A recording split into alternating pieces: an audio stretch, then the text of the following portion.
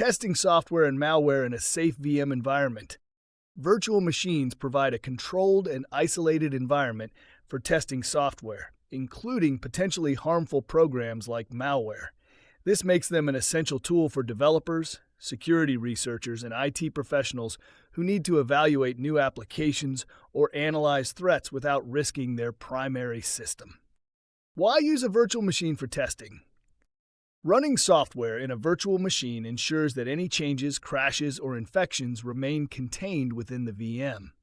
Since the virtual machine operates independently of the host system, it can be easily reset, cloned, or restored from a snapshot. This allows testers to experiment freely without the fear of permanently damaging their main computer. Creating a secure test environment. To safely test software and malware in a VM, it's important to follow best practices for security and isolation. Using a dedicated VM with limited access to the host machine prevents malware from spreading.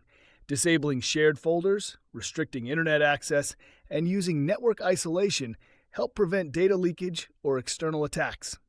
Snapshots and rollbacks for risk-free testing. One of the biggest advantages of using VMs for testing is the ability to take snapshots before running unknown software. If anything goes wrong, the VM can be restored to a clean state instantly. This is particularly useful when analyzing malware, as researchers can easily revert to a safe state after execution. Using sandboxing and restricted access for added security, combining virtualization with sandboxing techniques further limits the potential impact of malicious software. Running the VM in a fully isolated mode and using monitoring tools helps track how software behaves without exposing the host system to risk. Final thoughts. Safe and efficient testing with virtual machines. Testing software and malware in a virtual machine allows for risk-free experimentation in a controlled environment.